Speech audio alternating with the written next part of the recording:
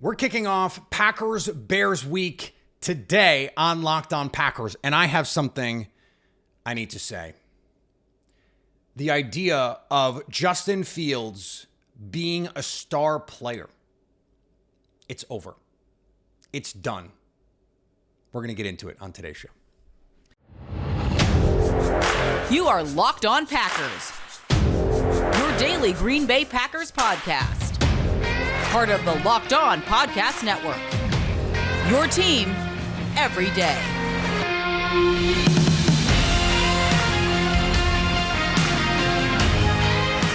You are Locked On Packers, part of the Locked On Podcast Network, your team every day. I'm Peter Bukowski, and I cover the Packers for The Leap, a newsletter I would love for you to subscribe to. Follow me on Twitter, Peter_Bukowski. Follow the podcast on Twitter, Locked On Packers. Like us on Facebook. Subscribe to the podcast, iTunes, Spotify, Google Podcasts, wherever you find podcasts, you will find Locked On Packers, the #1 Packers podcast on the internet. And the show for fans who know what happened. They want to know why and how. Thanks to everyone who makes Locked On Packers their first listen every day. We hope you like starting your day with us as much as we like starting our day with you.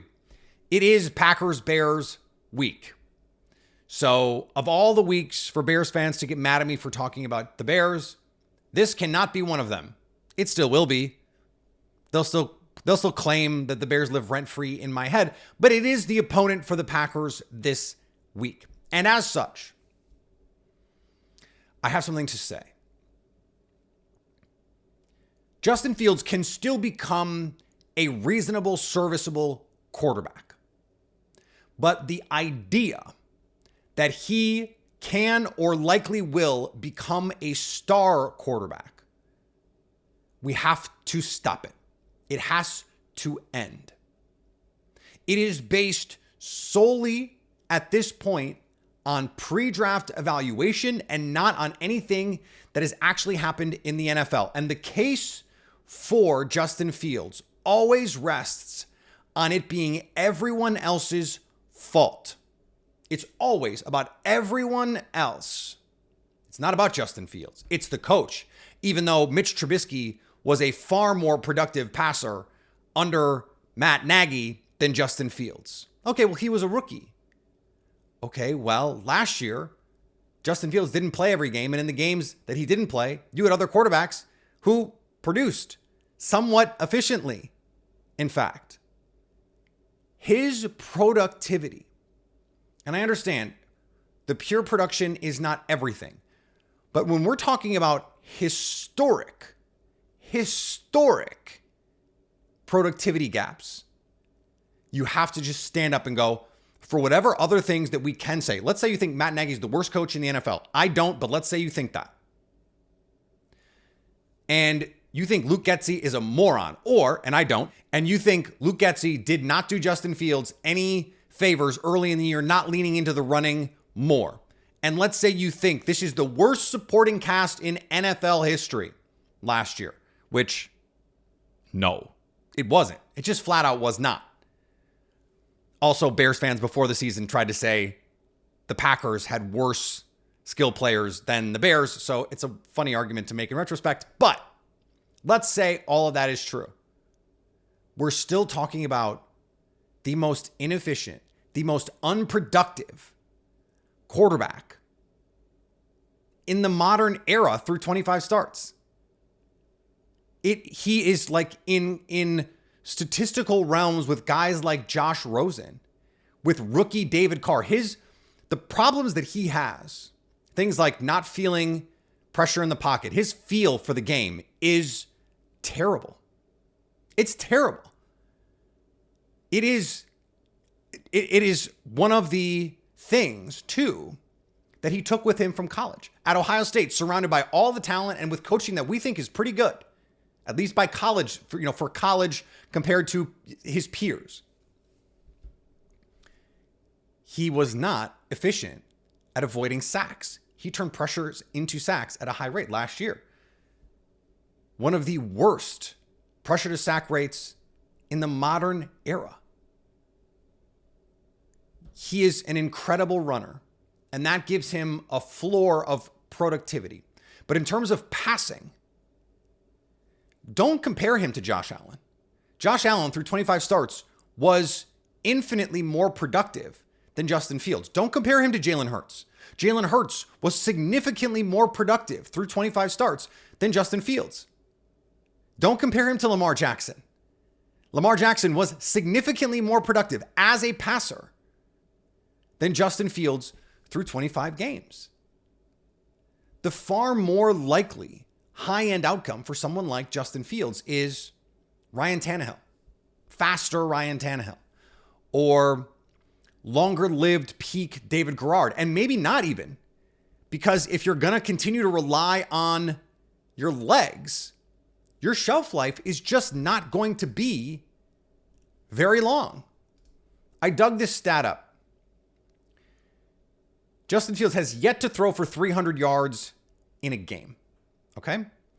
In the last 25 years, here is the list of quarterbacks who never hit 300 yards in their first 25 starts. So we're talking about the modern era since 2000.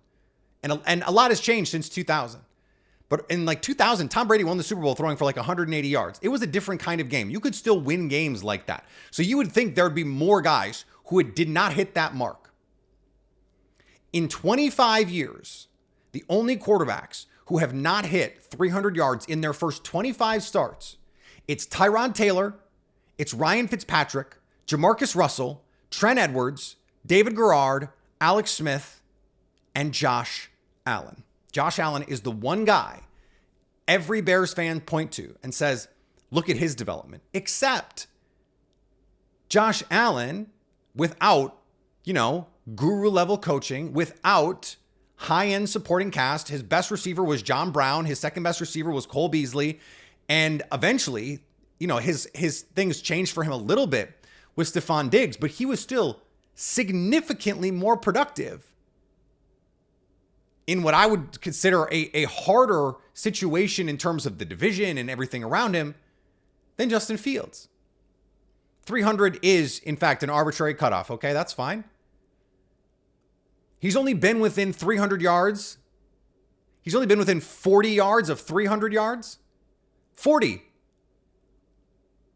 Twice in 25 career starts. He only hit the 200-yard mark.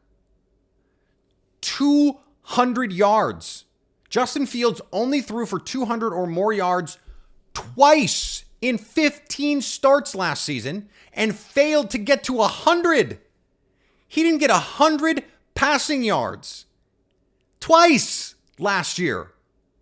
We're talking about historically unproductive. To put this in some perspective with Jordan Love played half a game against Detroit in 2021 in the last week of the season. Half a game. Wasn't the starter, went in and just played half a game. He was more productive than 6 Justin Fields full games last year in a half. He got an MVP vote. In Love's lone start, which everyone said he was terrible. Terrible. His lone start in Kansas City on short notice against the best team in football. It would have been Fields' third most productive game of the 2022 campaign. We're talking about historic failure to produce. Justin Fields could become a competent NFL player. History tells us the chances of him being a star, a true franchise level star, superstar, MVP caliber player, which is what the hype train has said for a lot of the offseason. It may not be actually 0 because there's always the first time for everything, but understand it would be the first time. It would be a historical outlier. Thousands of quarterbacks have played in the NFL. He would be the first. It's just not happening. All right, I want to talk about Jordan Love, but more specifically, I want to talk about the supporting cast and 2 key reasons why Jordan Love just has to be not terrible and the Packers will be good this season. We're going to talk about that in just a second here on Locked On Packers. Football season kicks off this Thursday. Can't wait. Chris Jones doesn't look like he's going to be there for the Kansas City Chiefs as they take on the Detroit Lions. There's no better way to get in on the action than with Underdog Fantasy and their pick'em game. Just pick between 2 and 5 players. Select whether they'll go higher or lower on one of their stats. Then do what you usually do. Spend kickoff watching the game. You can win up to 20 times your money in a single game by going 5 for 5. It's a fantasy game, but you can win real money. And it's legal in over 30 states. It is an absolute blast. If you want to build a dream team today, head over to their easy-to-use mobile app or website, underdogfantasy.com. When you sign up with the promo code Locked On, and not only will Underdog double your first deposit up to $100, but they also have a Pick'em special live now in their pickup lobby. Patrick Mahomes has to just get 1 yard for your pick to be correct. Remember, that's Underdog Fantasy. Sign up with the promo code Locked On. Use the link in the description or scan the QR code if you're watching us on YouTube. Thanks for making Locked On Packers your first listen every day. The Locked On Ultimate NFL Season Preview is here. The 7-episode extravaganza brings opinions, analysis, and plenty of debate from all 32 of our Locked On NFL hosts with added insights from our national experts. It's a can't-miss series before the season kicks off. Catch every episode on Locked On NFL on YouTube or wherever you get podcasts. A show about how the things that the Packers were best at are coming back. The run game, the offensive line, the passing defense. And something that our pal Zach Cruz over at Packers Wire said sparked something in me. He said, I don't know if the Packers are going to be good. I don't know if Jordan Love is going to be good, but I'm pretty sure that they're going to be able to block opposing pass rushes and they're going to be able to rush opposing passers. And so I thought, is that enough? Is that enough to just be good? Does that give you a baseline level of just okay, if you can do those two things, you can win a lot of games? And part of the reason why, before we get into some of the numbers behind it, some of the reasons for that is you look at someone like Jared Goff last year. The Lions protected the hell out of Jared Goff. Jared Goff against pressure is bad. He's terrible. Even by league standards, bad. Every quarterback gets worse against pressure. He turtles against pressure. But they protected him enough. They used play action effectively enough. They used the quick game effectively enough. They created shot plays effectively enough that it mitigated those issues. If you give your quarterback clean pockets in the NFL, if you're just an NFL caliber quarterback, that raises your floor. If you can just go 1 to 2 to 3 with any sort of consistency, look at what Mike White did for the Jets last year. Look at what the corpse of Joe Flacco did for the Jets last year. We see this all the time. Guys come in and they play well and we just go, how does this happen? Brock Purdy. Give the quarterback time to throw. And generally speaking, NFL players and NFL coaches are good enough to figure out the rest.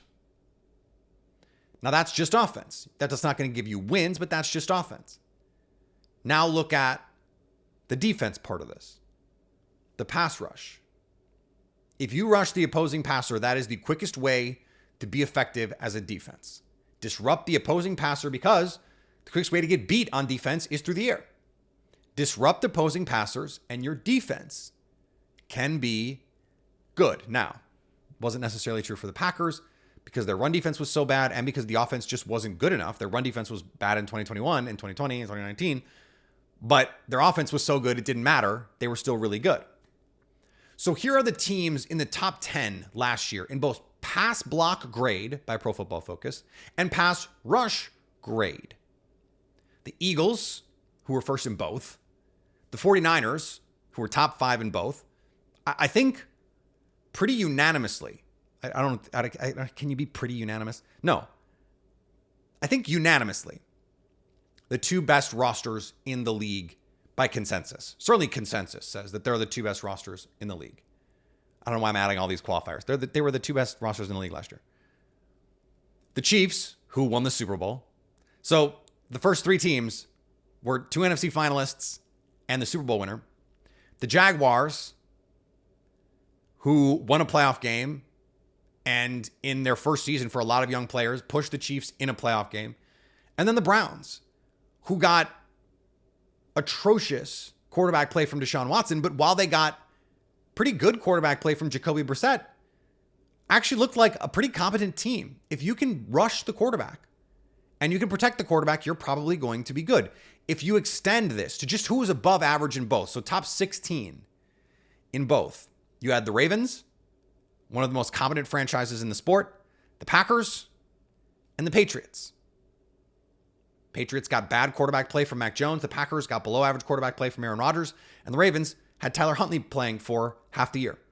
And no one to throw the ball to. I actually think this one demonstrates this a little more acutely in a lot of ways. If you use pass block win rate, which is an ESPN stat, it's a lot of the same teams. The Chiefs and the Eagles at the top. The Browns, again. I think it is easy to overlook how good the Browns roster is. The Browns are going to be good this year. If Deshaun Watson is just like passable. He was a train wreck last year. And it is fraught to talk about Deshaun Watson because of the sexual misconduct allegations and just the breadth of those allegations and the details of those allegations. It's really gross to talk about. It's why I think, frankly, we don't have a lot of Browns talk. If it were anybody else, like if Jacoby Brissett was just the quarterback of that team again, and all we saw last year was the Jacoby Brissett Browns. If Jacoby Brissett, take this a step further. If Jacoby Brissett had played 17 games last year, the Browns go to the playoffs. They go to the playoffs. That's why I don't understand why Brissett is not going to be the starter in Washington, but that's a separate thing. So it's the Chiefs, the Eagles, the Browns, the Bills, hello, the Packers. These are top 16 in pass block win rate. The Broncos and the Rams. Now, at first I went, I don't think this helps my case. But the more I thought about it, the more I thought, no, this is exactly the case. The Browns, for about half their season, got terrible quarterback play. It scuttled their year. The Packers, for much of the season, got below average quarterback play and were still one game away from the postseason. The Broncos got hilariously bad quarterback play. Russell Wilson, one of the worst starting quarterbacks in the league. And the Rams, Matthew Stafford was bad before he got hurt, and then Baker Mayfield play. They got really bad quarterback play. And then, there was an accumulation of problems. Cooper Kupp gets hurt, and, you just, the atrophy of the roster became apparent. They could still rush because they have Aaron Donald. And Sean McVay is a good enough coordinator as an offense, from an offensive standpoint. I know he's not the offensive coordinator, but he coordinates the offense.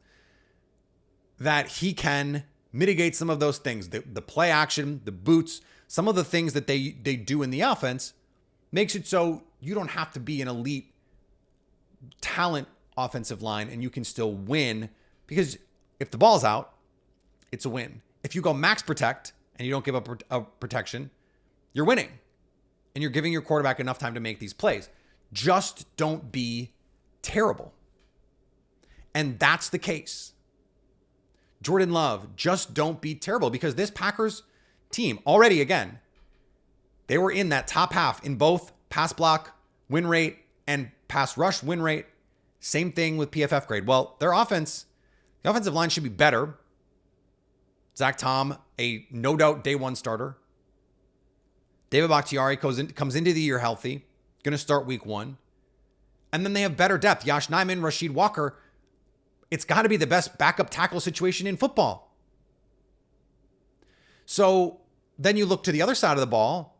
You swap Dean Lowry for Devontae Wyatt. Clear pass rush upgrade. You swap whoever was rushing the passer secondarily from the inside with Carl Brooks and Kobe Wooden, who admittedly rookies, but look disruptive so far. Rashawn Gary is trending toward playing in week 1, according to Brian Gutekunst. You have Preston Smith. You add Lucas Van Ness, Kingsley Enagbare in year 2, Justin Hollins for the whole season. You had Brenton Cox Jr., who's this wild card of I don't know, but looked really impactful, pedigree, all that stuff. This team should be better at those things than they were last year. So that brings us to Jordan Love. It's kind of just don't screw it up. And guess what? Over the course of this summer especially, he has done an excellent job of just not screwing it up. I think there's been some high-level plays too, some outside of structure plays, some gorgeous deep balls, those kinds of things. But he's kept the train on the tracks, running on time. Is it a Swiss watch right now? No. But it keeps the time. As long as it keeps the time, what is going on in the league right now says if you can pass block, if you can rush the passer, you can be a good team if your quarterback is just fine. Just be fine, Jordan Love. I've been saying if he's like the 16th or 18th best quarterback, they're going to be a playoff team. I think we can adjust that down. I really do. I'm trying to set expectations here for what the team can be, but I think if Jordan Love is like the 20th best quarterback, just be not actively hurting the team. I think you can get to 19 or 20 quarterbacks that don't actively hurt your team. If you're in that range and the Packers stay marginally healthy, they're going to be good. They're going to be good. They're going to be a potential playoff team. All right, I want to finish up here as we get set for Packers Bears in just a second on Locked On Packers.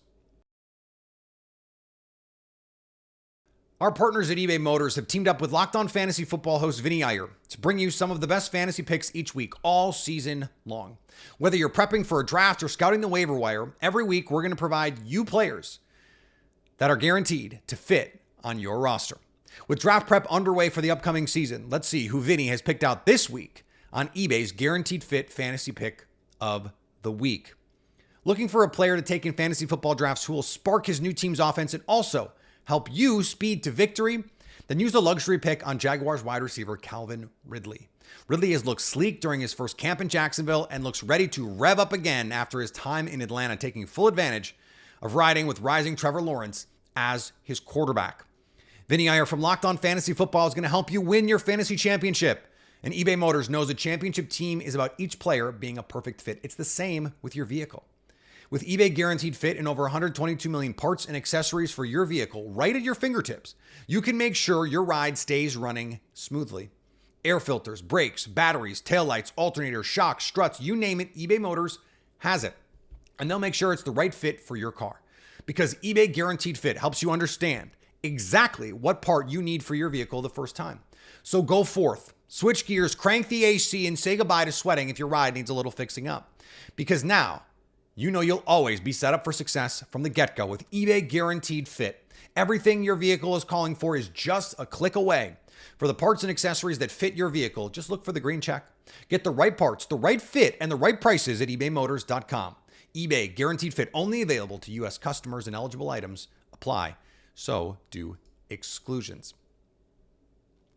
And thanks for making Locked On Packers your first listen every day. Everydayers. Tomorrow on the show, Lily Zhao for a Zhao You Doing Wednesday on the show. Kay Adams from Up and Adams, formerly of Good Morning Football. Thursday on the show, Lauren Cox for our crossover Thursday.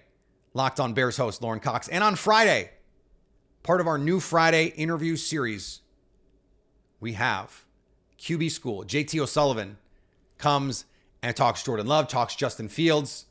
We'll see how he feels about my Justin Fields takes. All of that coming up on an absolutely loaded week on Locked On Packers. One extra programming note that I want to add there.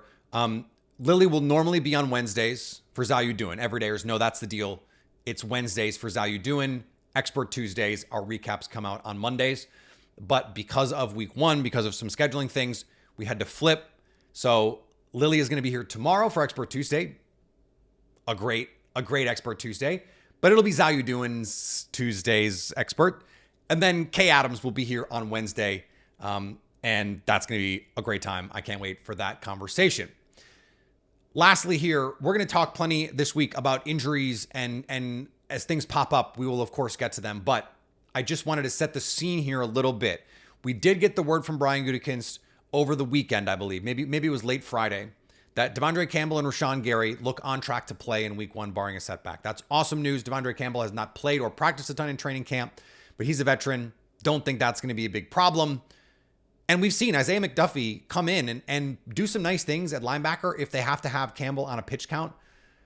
You're going to need someone like Campbell this week because that running game is varied. It's explosive. And so he's going to need to be on his P's and Q's. You need your leader, your former All-Pro at linebacker there. Gutekunst did say Gary's probably going to be on a pitch count. So we've heard that before, and they've said, forget the pitch count. If you're the Packers, you'd love it to be 31-14 in the fourth quarter and Gary doesn't have to play. That's ideal. We'll see if that's how it actually all plays out. Romeo Doubs is a little bit more concerning. We don't have a timeline on that. He was asked about it last week, and he said that decision is going to be up to coach, which I don't know, makes it seem like they've already had a discussion like, hey, I don't know if you're going to play. Like if it's already that decision is coach's, maybe he's just being deferential. That is Romeo Doubs' personality to just say, you know what, it's not up to me, it's up to coach. It's not great, especially given how good Romeo Doubs was in camp. So we'll see how that progresses. Something we'll certainly be monitoring. But I think there's going to be a lot of fans excited to see Malik Heath. How much does he take from Samori Toure? Is Dontavian Wicks going to be healthy enough to go? If Romeo Doubs doesn't go, do you get the Grant Dubose call up? So having depth there is great. And remember what we said a couple weeks ago, and I've said a lot of times, I think over the course of the summer, you rarely have the amount of depth you think you do because injuries have a way of sorting these things out. You rarely have too many players. So all of a sudden, Romeo Doubs can't play. Well, this receiver room looks a lot thinner because you're relying on an undrafted free agent in Malik Heath, a 7th-round pick from a year ago in Samori Toure, a 5th-round rookie who has missed half of camp in Dontavian Wicks, and a guy who didn't even make the 53-man roster in Grant Dubose. Now, this is why you get Luke Musgrave. It's why you draft Jaden Reed. It's why you have Christian Watson, why you traded up for Christian Watson, because you think he can be the fulcrum of your passing offense. But this matters. On the Bears side, one injury of note here, Tevin Jenkins not going to play. Or at least it looks like he's not going to play. They've said he's week to week. Doesn't seem like he's going to play this week. So an offensive line that was supposed to be one of the strengths of their team, all of a sudden now you've got to reshuffle.